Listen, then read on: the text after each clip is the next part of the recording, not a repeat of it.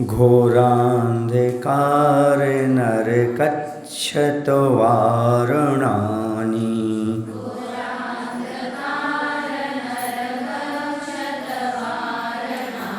श्रीवासुपूज्य जिन दक्षित वारणानि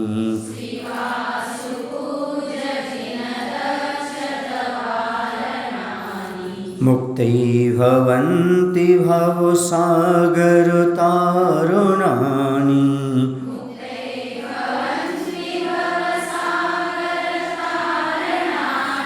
वाक्यानि चित्त भवसागर तारिणानि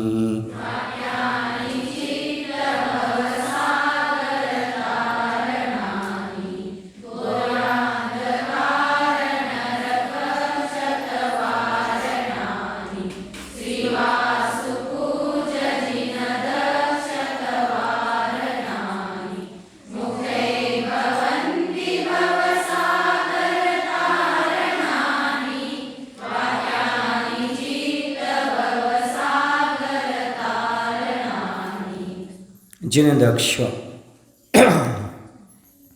दक्ष माने कुशल भी होता है, दक्ष माने प्रमुख भी होता है।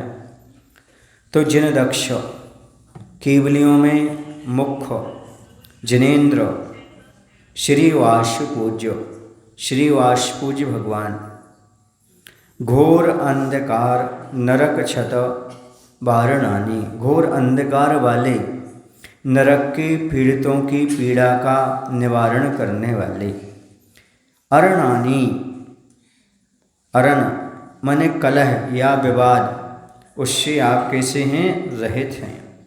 भव सागर तारणानि संसार सागर के तारक और चित्त भव सागर तारणानि चित्त भव माने कामदेव की जो भवसागर तारणानि गरत जहर कामदेव की जो लक्ष्मी हैं रूपी जहर पने को दूर करने वाले तव वाक्यानि आपके वाक्य मुक्ति प्राप्ति के लिए भवंती होते हैं।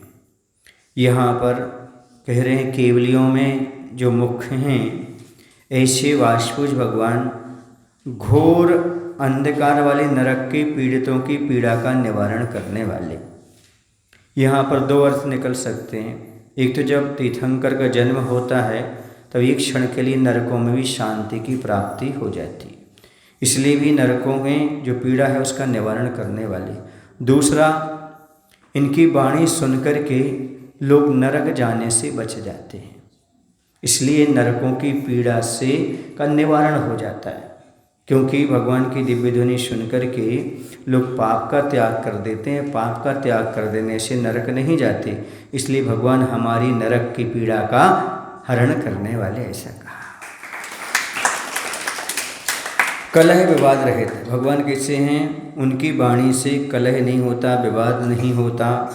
संसार सागर के तारक हैं, संसार सागर से तारने वाली उनकी वाणी है और कामदेव की लक्ष्मी रूपी जहरपने को दूर करने वाले हैं। ऐसे भगवान के वाक्य हैं, ऐसे आपके वाक्य मुक्ति प्राप्ति के लिए होते हैं, मोक्ष देने वाले होते हैं।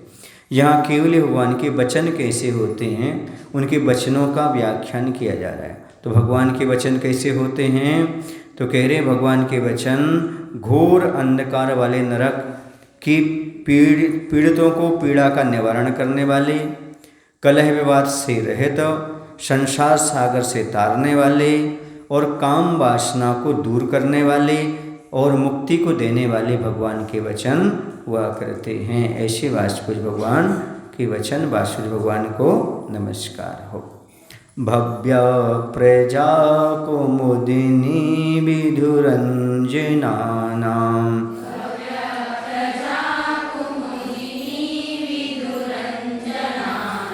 हंता विभासि दलयन् विधुरं जनानां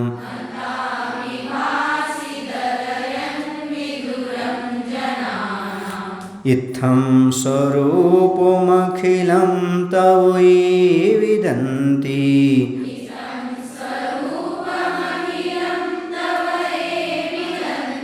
राज्यं भजन्ति विमलेश्वर ते विदन्ति।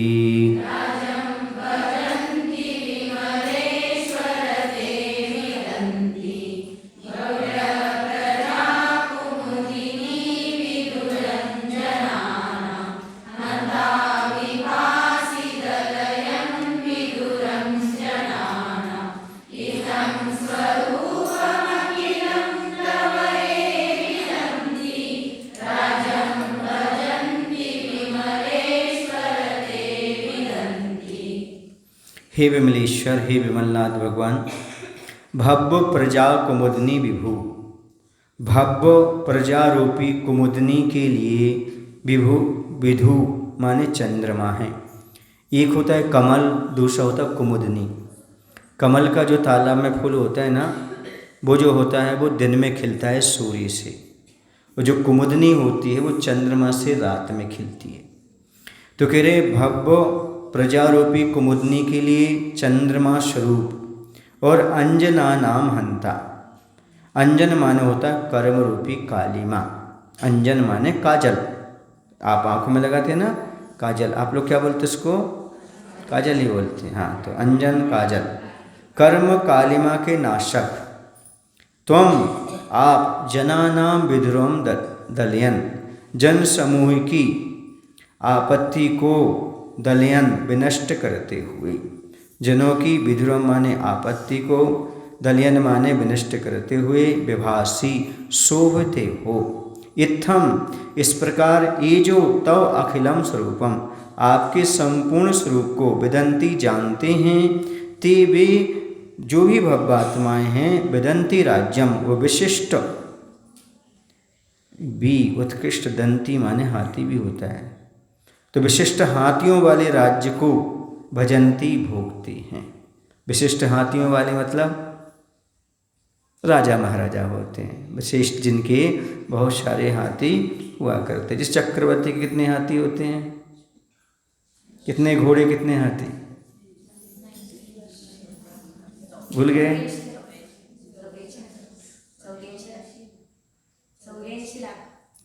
84 लाख हाथी, घोड़े 18 करोड़। ऐसे बहुत सारे राजा महाराजा इतने हाथी और इसके स्वामी होते, किसके? घोड़ों के। तो ऐसे राजा को, राजपद को प्राप्त करते हैं। तो कह रहे हे विमलनाथ भगवान, भव्य प्रजारूपी कुमुदनी के लिए चंद्र स्वरूप और कर्म कालिमा के नाशक आप जन समूह की आपत्ति को विनष्ट करते हुए शोभते हो। इस प्रकार जो आपके संपूर्ण स्वरूप को जानते हैं, वे भव्य जीव विशिष्ट राज्य लक्ष्मी को प्राप्त करते हैं।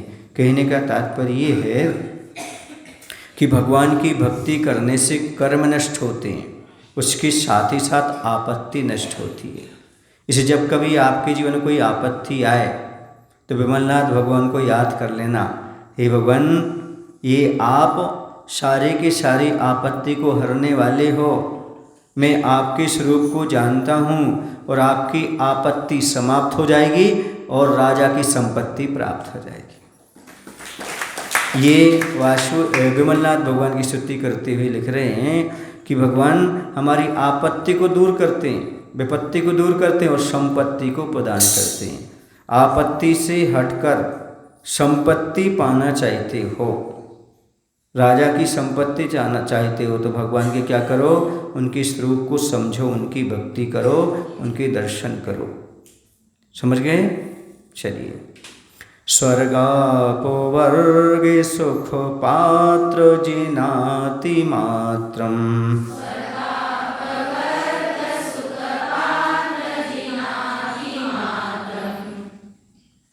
जिनाति मात्रम, यस्त्वां स्मरन् भुवनमित्र जिनाति मात्रम,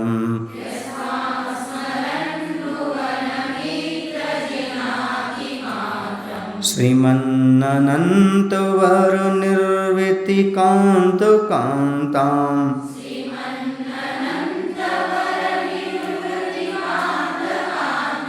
भव्यासयाति पदमीं व्रतिकान्तकानां,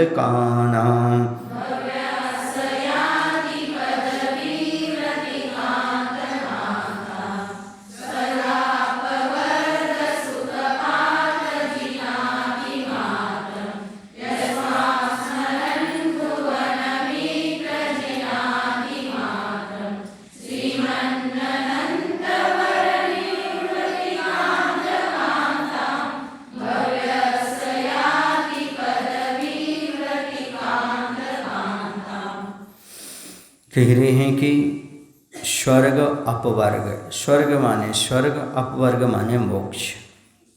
सुख पात्र, हे स्वामिन स्वर्ग व मोक्ष सुख के आप पात्र माने आधारभूत हैं।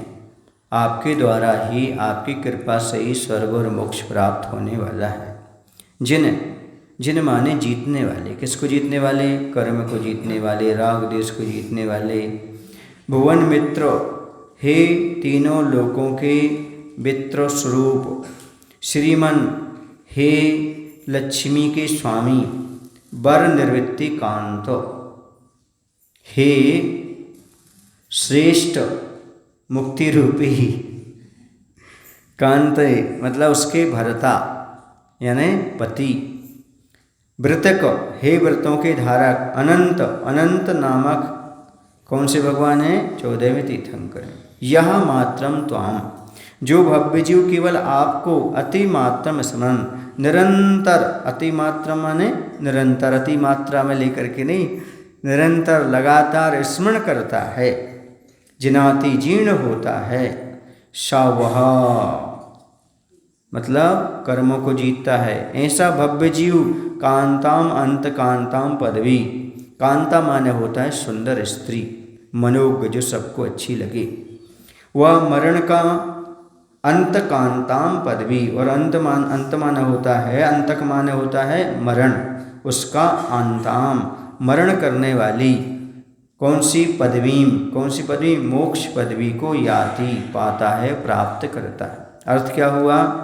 हे स्वर्ग व मोक्ष सुख के आधारभूत, हे कर्म विजेता, हे त्रिभुवन मित्र, हे लक्ष्मी के स्वामी, हे श्रेष्ठ मुक्ति के पति, हे व्रतों के धारक, अनंतनाथ तीर्थंकर, जो भव्य जीव केवल आपको निरंतर स्मरण करता है और जीर्ण होता हुआ, अर्थात वृद्ध भी होता है और जीर्ण माने कर्मों को नष्ट करता हुआ, ऐसा वह भव्य जीव मनोज्ञ व मरण का मरण करने वाली मोक्ष पदवी को प्राप्त कर लेता है। अर्थात जो भगवान की भक्ति करता है वह नियम से मरण का मरण करके, अर्थात पुनः उसका मरण नहीं होता और वह मोक्ष को प्राप्त कर लेता है।